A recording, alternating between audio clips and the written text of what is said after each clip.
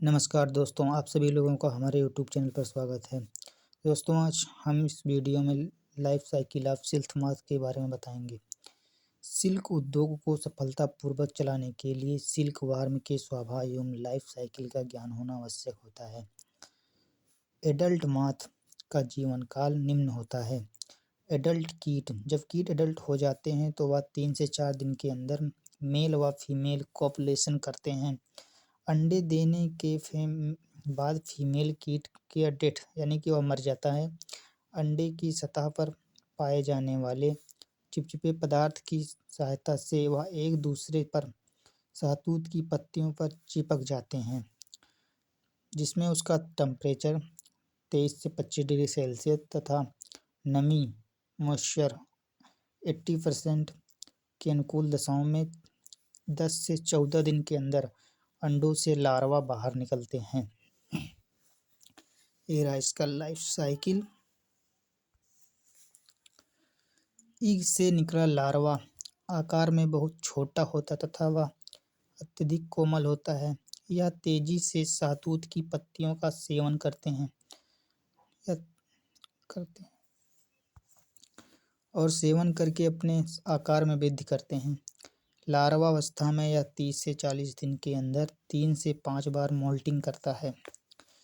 निर्मोचन यानी कि मोल्टिंग की संख्या के आधार पर रेशम के कीट की 3 किस्में होती हैं।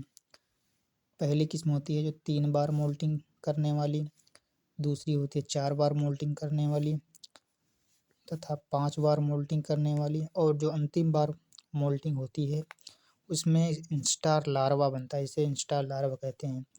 यह पूर्ण रूप से विकसित होता है, डेवलप होता है। यह आहार को लेना बंद कर देता है, यानी कि अर्थात यह भोजन को खाना बंद कर देता है और प्यूपा में बदल जाता है। प्यूपा रेशम की इनएक्टिव अक्रिय अवस्था होती है। यह न तो खाता है और न ही चलता है। यह अपने सिल्क ग्लैंड द्वारा सिल्क को बाहर की ओर निकालता है और अपने शरीर के बॉडी के चारों तरफ कोकून को बना लेता है। रेशम प्यूपा को कोकून से ही प्राप्त होता है, अर्थात रेशम प्यूपा के कोकून से ही प्राप्त होता है। यह कोकून से 1000 से 15,000 मीटर लंबा रेशम 1500 मीटर लंबा धागा प्राप्त होता है। प्यूपा अवस्था 10 से 15 दिन की होती है।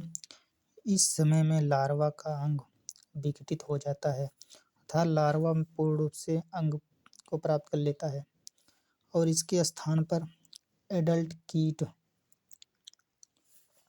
इमेगो कोकून को काट कर बाहर निकल जाता है।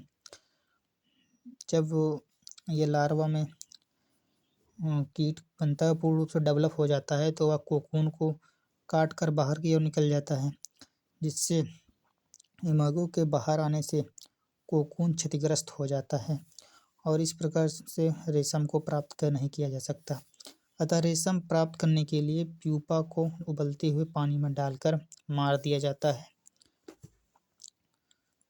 विभिन्न प्रकार के रेशम कीट के जीवन चक्र की अवधि अलग अलग से होती है, जो मुख्य रूप से वायुमंडल के ताप पर निर्भर करती है।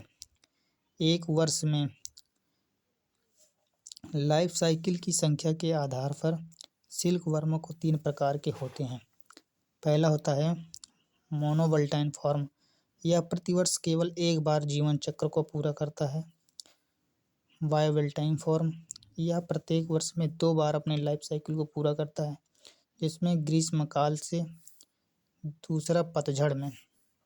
मोनोवोल्टाइन फॉर्म, यह प्रत्येक वर्ष 3 पीढ़ियों को जन्म देती है। इनका जीवन चक्र 55 से 60 दिन में पूरा होता है। अंडे की अवस्था 15 दिन, लार्वा अवस्था 30 दिन, प्यूपा अवस्था 15 दिन। ये किस्में पालन के लिए बहुत अधिक लाभकारी होती हैं। इन्हें पूरे वर्ष पालन संभव होता है। यह लार्वा अधिक स्वस्थ होते हैं तथा ताप की उच्च सीमा को सहन करने की क्षमता रखते हैं। दोस्तों, यदि आप पीएससी में हिंदी में वीडियो को चाहते हैं तो हमारे चैनल को सब्सक्राइब करें और बेल आइकन बटन को जरूर दबाएं, ताकि हमारे द्वारा अपलोड किए गए वीडियो का नोटिफिकेशन आपके पास ज़रूर पहुँचे। थैंक यू, धन्यवाद।